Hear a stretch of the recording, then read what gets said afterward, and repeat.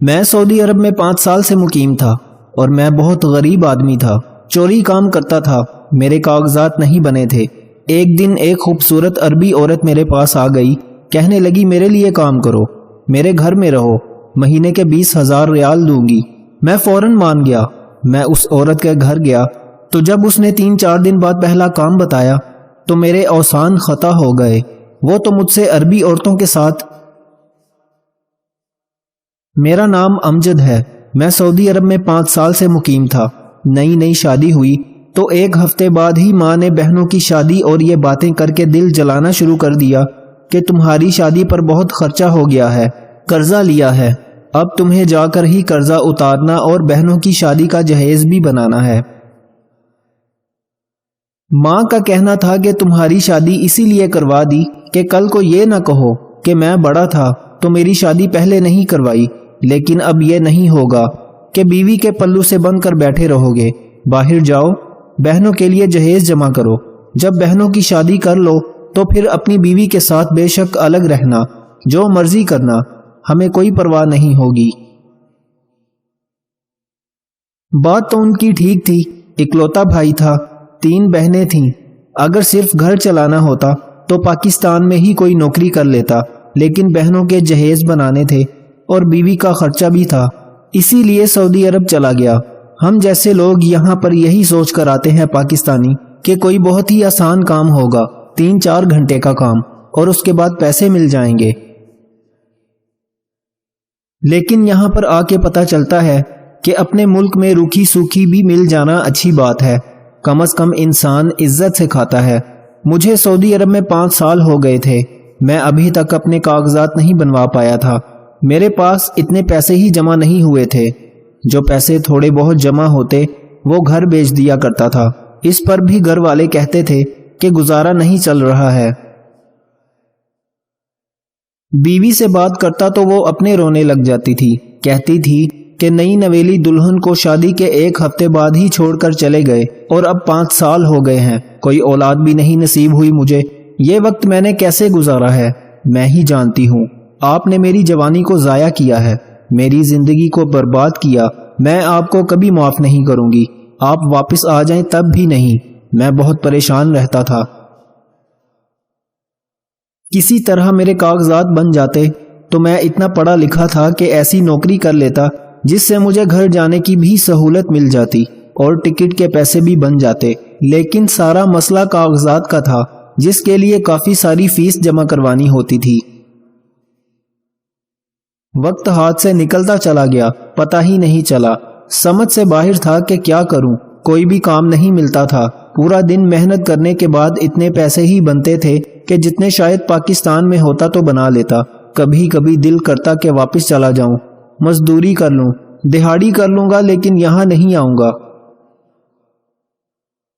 ابھی کچھ سمجھ نہیں آ رہا تھا، لیکن اب یہاں کوئی ایسا بھی نہیں تھا جو مجھے پیسے دے دے تاکہ میں واپسی کا ٹکٹ کروا لیتا، اور وہ مجھے پیسے دیتا تو وہ یہی سمجھتا کہ یہ بھاگ جائے گا۔ اس معاملے میں اب کوئی کچھ نہیں کر سکتا تھا۔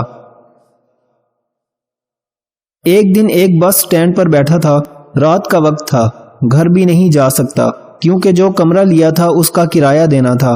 میری جیب میں پیسے تو تھے کہ کرایہ دے دیتا، لیکن پھر کھانے کو میرے پاس 1 روپیہ بھی نہیں ہونا تھا۔ ایک عورت بھی وہاں آ کر کھڑی ہو گئی۔ عورت کافی لمبی تھی، اس نے لمبا سا کالا چوغا پہن رکھا تھا، لیکن چہرے پر سے نقاب ہٹایا ہوا تھا۔ دیکھنے میں کافی خوبصورت لگتی تھی، لیکن اس وقت کوئی بھی چیز میری آنکھوں کو اچھی نہیں لگ رہی تھی۔ مجھے تو اپنا آپ بھی اچھا نہیں لگ رہا تھا۔ اس نے کہا کہ پریشان لگ رہے ہو، یہاں پر کچھ لوگوں کو اردو بولنا آتی تھی، ویسے بھی اس کے لہجے سے لگ رہا تھا کہ جیسے اس نے ابھی ہی اردو بولنا سیکھی ہے۔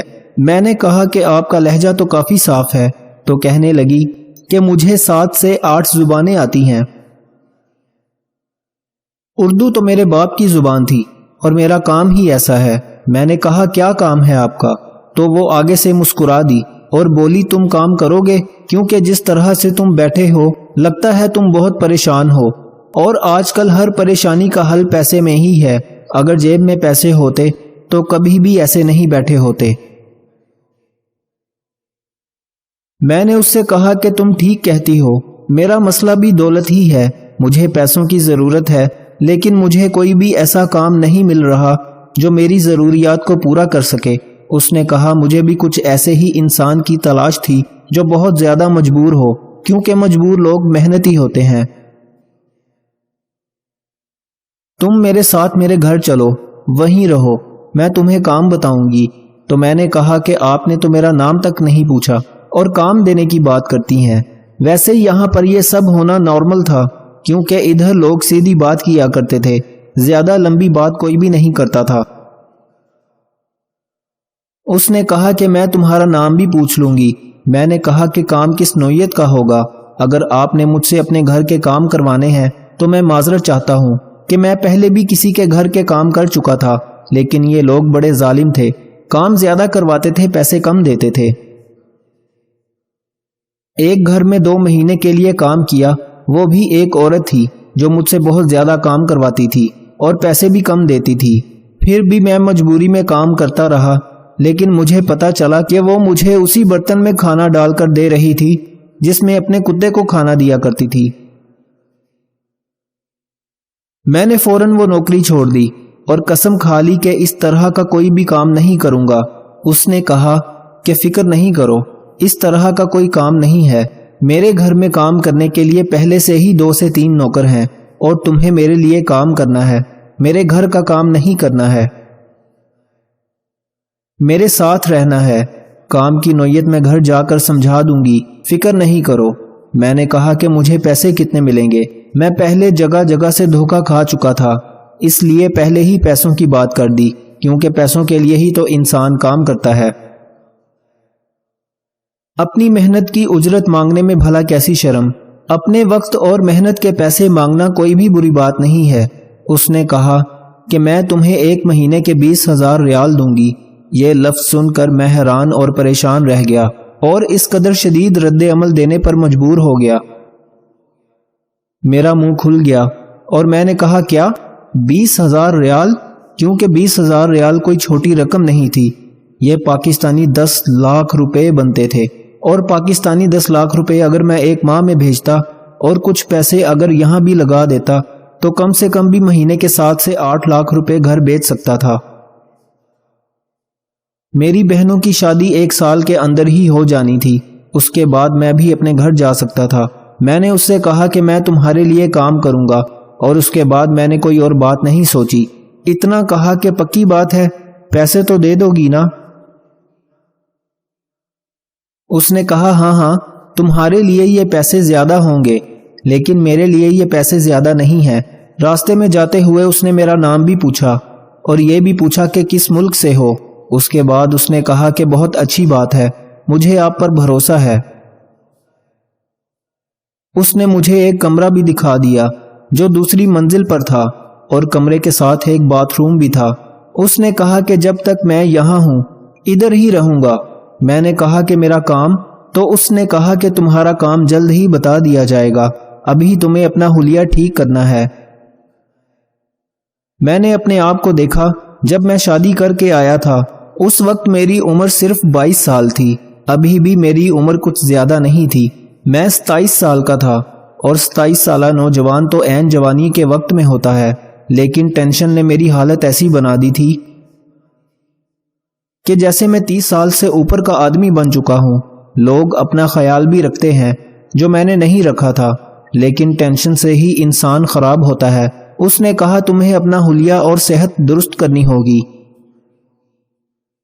اپنا حلیہ بھی بہتر بنانا ہوگا، تمہیں بہت زیادہ مہذب اور خوبصورت نظر آنا ہے، کیونکہ یہ کام ہی ایسا ہے۔ دماغ میں سوچنے لگا ضرور کوئی پبلک ڈیلنگ کا کام ہوگا، اس کے لیے تو واقعی انسان کو بالکل ٹھیک ٹھاک ہونا چاہیے، بلکہ ٹپ ٹاپ ہونا چاہیے، کیونکہ انسان کی شخصیت کبھی کبھی اس کے الفاظ سے پہلے ہی بول پڑتی ہے۔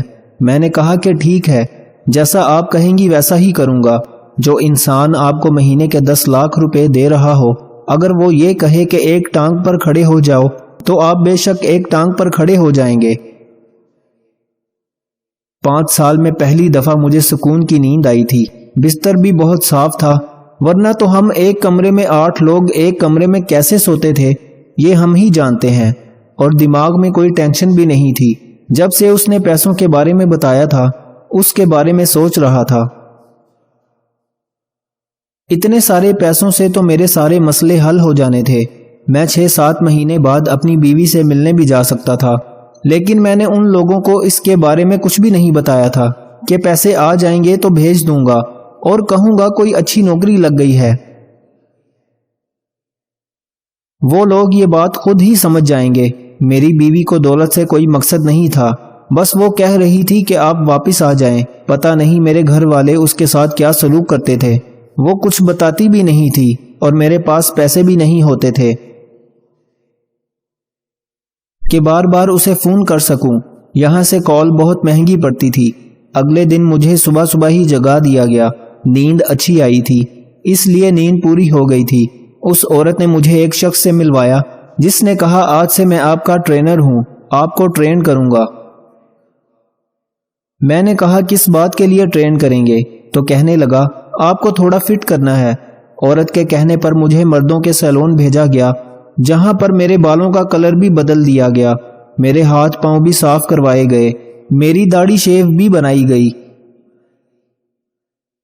میں پہلے سے بہت زیادہ مختلف اور اچھا لگ رہا تھا، لیکن ٹرینر صاحب نے پورا دن مجھ سے ورزش کروائی اور مجھے نئے کپڑے بھی لے کر دیے گئے۔ مجھے تو ایسے سجایا جا رہا تھا جیسے میں کسی فلم کا ہیرو ہوں اور میں نے کسی فلم میں ہیرو کا کام کرنا ہے۔ 1 مہینے تک تمہیں اپنا خیال کرنا ہے۔ اس عورت کا نام جو بھی ہو، لیکن سب اس کو کوکو کہتے تھے۔ میں نے وہاں کے نوکروں کو ایک عجیب بات کرتے ہوئے سنا تھا، کہنے لگے کہ یہ ہے نیا بکرا جس کو کوکو لے کر آئی ہے۔ ویسے تو یہ بڑا ہی حسین ہے، لیکن ادھر کا نہیں لگتا ہے، باہر کے ملک سے آیا ہے، تبھی تو اس کی باتوں میں آ گیا ہے۔ سچ کہوں تو یہ باتیں سن کر میں تھوڑا حیران بھی ہوا اور پریشان بھی۔ وہ کس بارے میں بات کر رہی تھی؟ کیا کوکو پہلے بھی اس طرح سے مردوں کو لایا کرتی تھی؟ ابھی تک اس نے مجھے ٹھیک سے یہ نہیں بتایا تھا کہ میرا کام کیا ہوگا، لیکن جس طرح سے یہ عورت باتیں کر رہی تھی ایسا لگتا تھا کہ یہاں پر مجھ جیسے مرد آتے جاتے رہتے تھے۔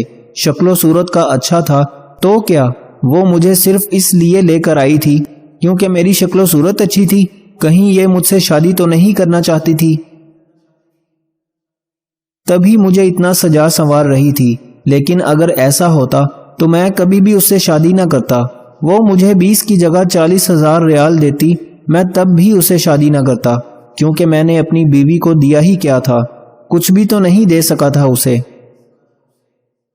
ان 5 سالوں کے انتظار کے بعد اگر میں اس سے بے وفائی کرتا، اسے 5 سال انتظار کے تحفے میں بے وفائی دیتا، تو پھر مجھ سے زیادہ ظالم شخص کوئی نہ ہوتا۔ پہلے ہی مجھ پر اتنی مصیبتیں آئی ہوئی تھیں، میں اس کے دل سے بد دعا نہیں لینا چاہتا تھا، لیکن اس عورت کو دیکھ کر نہیں لگتا تھا کہ وہ مجھ سے شادی کرے گی۔ اس کے پاس دنیا کی ہر چیز تھی، دولت و شہرت تھی، گھر تھا، پیسے تھے، نوکر تھے۔ وہ ایک سڑک سے اٹھائے ہوئے شخص سے شادی کیوں کرے گی؟ اسے ایک دفعہ مجھے دیکھنے سے مجھ سے محبت نہیں ہو سکتی تھی، اور اس طرح کے فیصلے تو صرف محبت میں ہی کیے جاتے ہیں۔ اس کا مطلب کہ میں غلط سوچ رہا تھا۔ اس نے میری مدد کی تھی، مجھے اس کے بارے میں اس طرح کی باتیں نہیں سوچنی چاہیے تھی۔ مشکلوں اور تنگ دستی میں 5 سال 5 صدیوں کی طرح گزرے تھے، لیکن اچھا ماحول اور 1 ماہ کیسے گزر گیا پتہ ہی نہیں چلا۔ میں نے خود کو دیکھا تو حیران رہ گیا، میں کیا سے کیا ہو گیا تھا۔ میں بہت ہی خوبصورت ہینڈسم لگ رہا تھا۔ کوکو کو بلایا گیا کہ میں کیسا لگ رہا ہوں۔ میں نے بہت مہنگے کپڑے اور جوتے پہنے تھے، اور میں کھڑا بھی ایسے تھا جیسے مجھے بتایا گیا تھا کہ تم نے اس طرح سے کھڑے ہونا ہے۔ ٹرینر آ گیا اور کوکو سے کہنے لگا کہ دیکھو میں نے کیا کر دیا ہے۔ وہ کہنے لگی کہ تمہارے کام پر تو مجھے پہلے دن سے بھروسہ ہے، بہت ہی اچھا کام کیا ہے تم نے، یہ تو بہت ہی زیادہ اچھا لگ رہا ہے۔ ٹرینر نے کہا کہ آپ کی نظر تو جوہری کی ہے، آپ ہیرا پہچان لیتی ہیں۔ وہ کہنے لگی لیکن ہیرے کو تراشتے تو تم ہی ہو۔ پھر اسے کہنے لگی کہ بتاؤ، اب بتاؤ کیا لگتا ہے تمہیں، کہاں تک چلا جائے گا؟ تو اس نے کہا کہ زیادہ سے زیادہ 7,000 تو کہیں نہیں گیا۔ وہ کہنے لگی 1 ہفتے کا؟ تو وہ اتنے بڑے بڑے دانت دکھا کر ہنس دی، اور پھر وہ آدمی کہنے لگا نہیں ایک رات کا۔ پھر وہ دونوں ایک ساتھ ہنسنے لگے۔ میں نے کہا کہ مجھے اب تو میرا کام بتا دیں۔ اس نے کہا کہ اب تمہیں بتانا نہیں، اب تم نے کام کرنا ہے، بس تیار ہو جاؤ۔ اور ٹرینر کو کہا کہ آج اسے اچھے سے کپڑے دینا تاکہ اور بھی زیادہ اچھا لگے۔ شام کو مجھے پھر سے تیار کر دیا گیا اور ایک بہت بڑے مال میں لے جایا گیا۔ یہاں پر عورتیں اور مرد مجھے ایسے دیکھ رہے تھے جیسے میں بہت زیادہ حسین ہوں، کیونکہ اس کی وجہ ایک میرے کپڑے اور جوتے جو بہت مہنگے تھے، دوسرا میرے ساتھ 2 گارڈ چل رہے تھے۔ ٹرینر بھی میرے ساتھ تھا جو آج میرا گارڈ بنا ہوا تھا۔ اس نے میرے ہاتھ میں جامنی رنگ کا رومال پکڑا دیا۔ میں نے کہا یہ کیا ہے؟ تو کہنے لگا کہ تم نے ہاتھ میں پکڑنا ہے اور اسے پکڑ کر رکھنا ہے کہ سب لوگ اس کو دیکھیں۔ میں نے کہا یہ سب کیا ہے؟ کیا یہی میرا کام ہے؟ تو اس نے کہا ہاں یہی تمہارا کام ہے۔ دراصل تم نے جو کپڑے پہنے ہیں وہ کسی برانڈ کے کپڑے ہیں، اور ہم چاہتے ہیں کہ لوگ تمہاری طرف متوجہ ہوں تاکہ لوگ ہم سے پوچھیں یہ کپڑے آپ نے کہاں سے لیے ہیں۔ اس طرح ان کی مشہوری ہوگی اور پھر لوگ انہی سے کپڑے لیں گے اور ہم سے ان کا پتہ پوچھیں گے، اور اس طرح برانڈ والے ہمیں پیسے دے دیں گے۔ ان پیسوں میں سے ہی ہم تمہیں تنخواہ دیں گے۔ تم نے روز اچھے اچھے کپڑے پہن کر مال میں آنا ہے۔ سب لوگوں کو یہ لگنا چاہیے کہ تم بہت ہی امیر انسان ہو، اس لیے ہم تمہارے نکلی باڈی گارڈ بنے ہیں۔ اب مجھے اس کام کی سمجھ آ گئی۔ میں نے کہا کہ یہ تو بڑا اچھا اور بڑا سیدھا اور یہاں تک کہ بہت ہی آسان سا کام ہے۔ مال کے اندر اے سی لگے ہوئے تھے، 1 گھنٹے تک تیار ہو کر پھرنے کے اتنے سارے پیسے مل رہے تھے۔ میری تو قسمت کھل گئی تھی۔ مجھے تو بہت اچھا کام مل گیا تھا۔ مجھے کوکو کی طرف سے کال آئی اور کہنے لگی تو بتاؤ کام کیسا لگ رہا ہے تمہیں؟ تو میں تو اس کی تعریف کرنا شروع ہو گیا۔ میں نے کہا کہ آپ نے مجھے بہت اچھا کام دیا ہے، یہ کام تو بالکل بھی محنت طلب نہیں ہے اور اتنے سارے پیسے بھی ملیں گے۔ آپ تو میرے لیے پری بن کر آئی ہیں جس نے میری اتنی بڑی مشکل آسان کر دی۔ میں آپ کا شکریہ کیسے ادا کروں گا؟ مجھے کوئی مسئلہ نہیں ہے۔ اس نے کہا تم مجھے نمبر دے دو، میں تمہارے گھر تمہارے پہلے مہینے کے پیسے بھجوا دوں گی، جو کم سے کم بھی پاکستانی 10 لاکھ روپے بنتے ہیں۔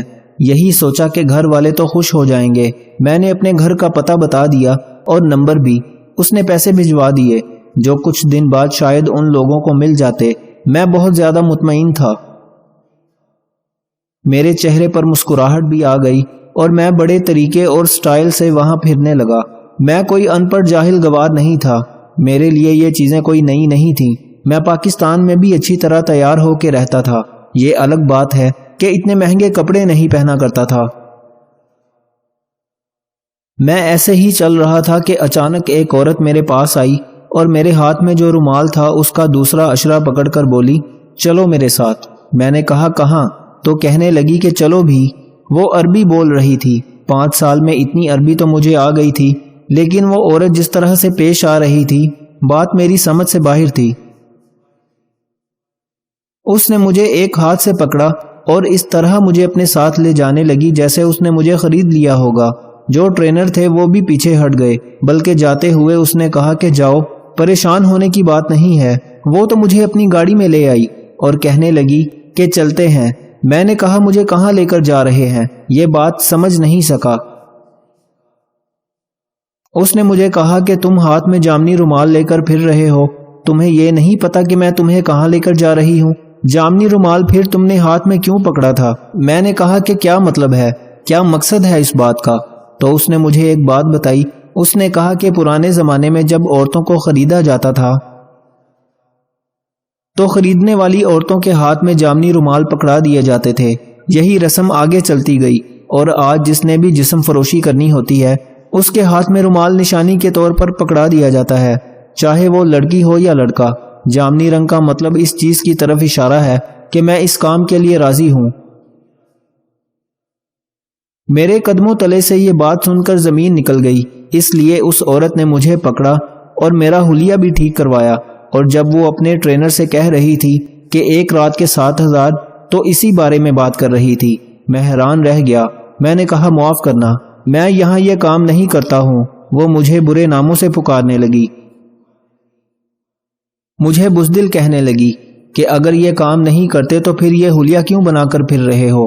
میں وہاں سے ایسا بھاگا کہ اس عورت کے ہاتھ نہیں لگا۔ وہ بعد میں مجھے ڈھونڈتی بھی رہی ہوگی۔ پھر مجھے ایک اچھا انسان ملا، میں نے اسے سب کچھ بتایا۔ اس نے میری اتنی مدد کی اور کہا کہ میں تمہیں تمہارے ملک واپس بھجوا سکتا ہوں، کیونکہ میں نے ہر مہینے خیرات وغیرہ نکالنی ہوتی ہے اور میں خیرات کے طور پر اس طرح کے کام کرتا ہوں۔ اس شخص کا اللہ بھلا کرے جس نے مجھے واپس بھجوا دیا۔ واپس آیا، اپنی ماں، بہنوں اور بیوی سے مل کر دل کو بہت سکون ملا۔ بیوی سے بھی ملا اور اس بات کی خوشی ہوئی کہ میں نے اس کے ساتھ بے وفائی نہیں کی تھی۔ جو اس عورت نے گھر پیسے بھیجے تھے اس کے گھر والوں نے استعمال نہیں کیے تھے۔ میں نے سوچا کہ میں یہیں پر کام کروں گا۔ ان پیسوں سے کام شروع کیا۔ ہم انسان ہیں، بری طرح سے پریشان ہو جاتے ہیں، سوچنے لگتے ہیں کہ پتہ نہیں کیا ہوگا، جبکہ سب کا محافظ اوپر بیٹھا ہے۔ میری بہنوں کی شادی ہو گئی، میرے ہاں اولاد بھی ہو گئی۔ 3-4 سال مشکل تھے، لیکن اب زندگی اپنے ڈگر پر آ ہی گئی ہے۔ سوچتا ہوں کہ بلا وجہ ہی اپنی زندگی کے 5 سال ضائع کیے اور اپنی بیوی کو بھی انتظار کروایا۔ میں یہ نہیں کہتا کہ کوئی پردیس نہ جائے، لیکن یہ ساری باتیں ذہن میں رکھ کر جائے، کیونکہ وہاں آپ کے ساتھ کچھ بھی ہو سکتا ہے۔ میں پڑھا لکھا تھا، سمجھدار تھا، یوں ہی حالات سے ڈر گیا تھا اور باہر جانے کا ارادہ کر لیا، لیکن اب میری زندگی میں سب کچھ ٹھیک ہو گیا ہے اور یہیں پر میں نے سب کچھ بنا لیا ہے۔ بزرگ فرماتے ہیں اپنی عورتوں کو یہ چند کام کبھی مت کرنے دینا، ورنہ رزق میں بے برکتی اور غربت آ جائے گی، اور جتنا بھی کما لو کچھ پتہ نہیں چلے گا۔ نمبر 1، کبھی بھی ننگے سر کھانا مت پکائیں۔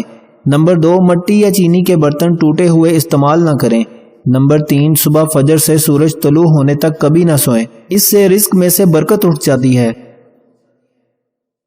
میاں بیوی کو ایک دوسرے پر اتنا بھروسہ ہونا چاہیے کہ بات بے بات صفائیاں نہ دینی پڑیں۔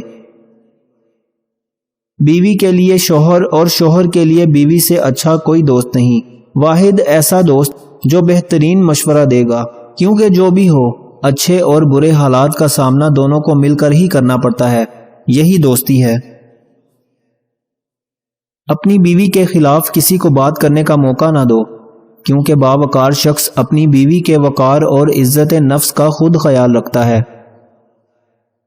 میاں بیوی کا رشتہ انسانی رشتوں میں سب سے بڑا رشتہ اور سب سے نازک رشتہ ہے، یہی سب رشتوں کی بنیاد ہے۔ اپنی بیوی کا تہہ دل سے شکریہ ادا کریں، کیونکہ وہ موت کی وادیوں میں سے گزر کر آپ کو باپ کے درجے تک پہنچاتی ہے۔